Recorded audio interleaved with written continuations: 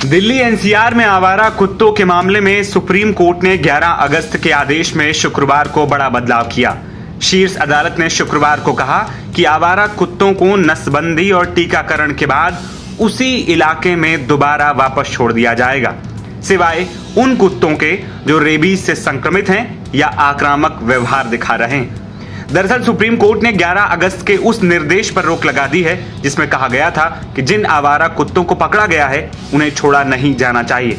Court के इस आदेश पर अब पूर्व सांसद और animal rights activist Maneka Gandhi की भी प्रतिक्रिया आई। उन्होंने कहा है कि कोर्ट के आदेश से मैं खुश हूं, लेकिन कोर्ट को ये स्पष्ट करना होगा कि आखिर आक्रामक कुत्ते कौन से होते हैं। काटने का केवल एक ही वजह है और वो है कि जब कुत्ता उठा करके कहीं और फेंका जाता है। वो कुत्ता दर्द में है, घबराया हुआ है, उसको ये नहीं मालूम कि कहाँ है वो काटेगा। तो अगर ये पूरे केस का जड़ यही है कि लोग शिकायत कर रहे थे कि कुत्ते काट रहे हैं, तो मैं सहमत हूँ कि वो काट रहे थे और मैं ये भी कह रही हूँ कि वजह ये है।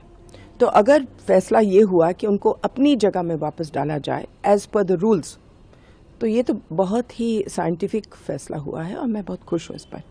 अच्छा, जहाँ तक रेबीज़ के कुत्ते हैं, जाहिर है कि वापस मत डालो। रेबीज़ एक इतने खतरनाक बीमारी है, तो उसको वापस अगर डालेंगे तो जाहिर है कि हम लोग सब खतरे में होंगे। तो रेबीज़ का कुत्ता को तो वापस डालने का सवाल नहीं है। जहाँ आक्रमण का मामला है, ये अभी तक ग्रे एरिया है, क्योंकि अदालत ने ये नहीं बोला है कि आक्रामक कुत्ता होता क्या है। तो कुछ लोग कहते हैं कि जो कुत्ते भागते हैं गाड़ियों के पीछे वो आक्रामक है। कुछ लोग कहते हैं कि कुत्ते जो दांत दिखाते हैं वो आक्रामक है।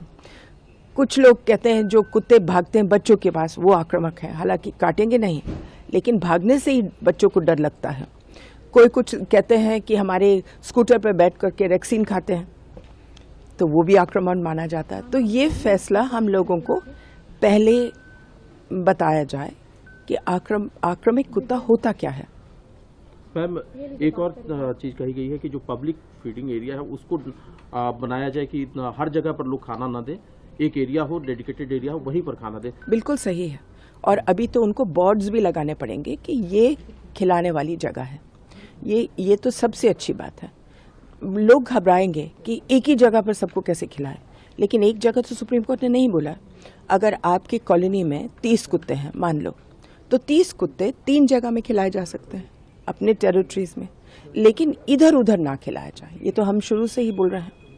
मैम, क्या आपको लगता है कि सुप्रीम कोर्ट के इस फैसले से बाकी स्टेट्स में भी जो ये समस्या है उस पर एक रास्ता मिलेगा कि कैसे इस तरह की समस्या से निपटा जाए, क्योंकि अलग अलग स्टेट में अलग अलग तरह की इस तरह की समस्याएं हैं। बिल्कुल सही, बिल्कुल सही।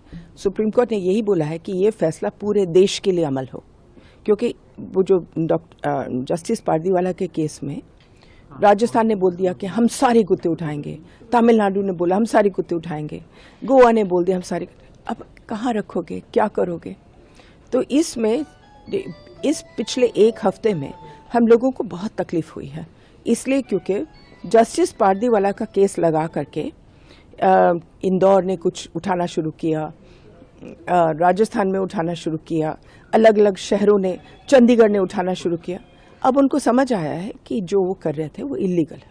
मैम, एक आखिरी सवाल, जैसा आपने कहा कि आक्रामक कुत्ते उनको कैसे डिफाइन किया जाए, साथ ही जो ये फैसला है व्यवहारिक स्तर पर इसको किस तरह से इम्प्लीमेंट किया जा सकता है? सबसे पहले म्यूनिसिपल कॉर्पोरेशंस को अच्छी तरह से एबीसी सेंटर्स बनाने पड़ेंगे। ये है ऑर्डर। जब तक एबीसी सेंटर ठीक नहीं होगा तब तक ये कार्यक्रम चल नहीं सकता। दूसरा ये है कि उस जजमेंट से डर के मारे पहली दफा 25 साल में सरकार ने पार्लियामेंट में बोला है कि हम 2,500 करोड़ रुपए इस प्रोग्राम के लिए डाल रहे हैं। अंत में क्या बोलते, ऊंट पहाड़ के नीचे आया। आज तक एक पैसा नहीं डाला था, जैसे तैसे नगर पालिका ने बना दिया।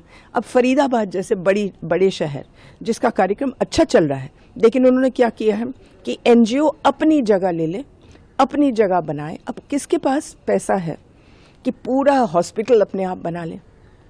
तो अब इन्होंने क्या कह दिया है कि सारे म्यूनिसिपैलिटीज़ और नगर पालिका बनाए ठीक से एबीसी सेंटर, तब जाकर ये कार्यक्रम ठीक से चलेगा।